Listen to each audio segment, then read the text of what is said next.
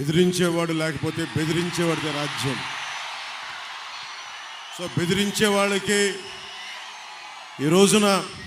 ఒక సమూహం వచ్చి నిలబడింది. ఆంధ్రప్రదేశ్ని గుప్పిట్లో పెట్టుకొని 5 కోట్ల మంది ప్రజల్ని పట్టుమని 10 మంది, ఇంకా చెప్పాలంటే 5 మంది ఈ రోజున ఆంధ్రప్రదేశ్ని గుప్పిట్లో బెదిరించి 5 కోట్ల మంది ప్రజల్ని బెదిరిస్తూ ఉంటే ప్రజలు తిరుగుబాటు చేసి మాకు ఓటు చెల్లకుండా అన్ని పార్టీలు కలిసి రావాలి అంటే ఈ రోజున ఢిల్లీలో ఉన్న భారతీయ జనతా పార్టీ ప్రధానమంత్రి గారి నాయకత్వంలో ఉన్న మన భారతీయ జనతా పార్టీ నుంచి 4 దశాబ్దాల సుదీర్ఘ అనుభవం ముఖ్యమంత్రిగా పోటీ చేసే మనకి రాష్ట్రాన్ని నడిపిన, ఉమ్మడి రాష్ట్రాన్ని నడిపిన అనుభవం, ఎన్ని ఆటుపోట్లున్నా తట్టుకున్న సమర్థత, ధైర్యం, అన్నింటికీ వాటన్నిటితో పాటు జన సైనికులు, వీర మహిళలు 5 సంవత్సరాలుగా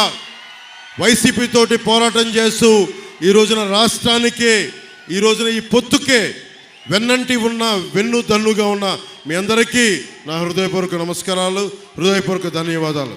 ముఖ్యంగా నిడదవోలు నియోజకవర్గానికి సంబంధించి బురుగుపల్లి శేషారావు గారు చాలా పెద్ద మనసుతోటి, బురుగుపల్లి శేషారావు గారు చాలా పెద్ద మనసుతోటి మన కందుల దుర్గేష్ గారికి ఇక్కడికి పోటీ చేసే అవకాశం కల్పించిన మనస్ఫూర్తిగా నిడదవోలు నియోజకవర్గ ప్రజలందరి తరపు ముందు మీకు మనస్ఫూర్తిగా జనసేన పవన్ కళ్యాణ్ ప్రెసిడెంట్ గారిని మీకు కృతజ్ఞతలు తెలియజేస్తూ ఉన్నాను. అలాగే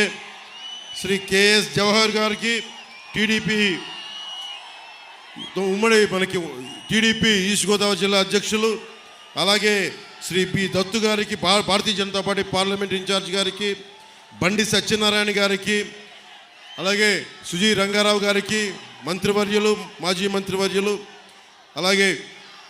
కొట్టిగుల్పూడి గోవిందరావు గారికి జనసేన పశ్చిమ గోదావరి జిల్లా అధ్యక్షులు, బివిఎస్ఎన్ ప్రసాద్ గారికి, కందుల దుర్గేష్ గారికి మనస్ఫూర్తిగా మీ అందరి తరపున కృతజ్ఞతలు, హృదయపూర్వక స్వాగతాలు తెలియజేసుకుంటూ ఒకటే మాట ఇందాక తణుకులో చెప్పాం, మేము మీకు ఇన్ని కోట్ల మంది ప్రజలకి,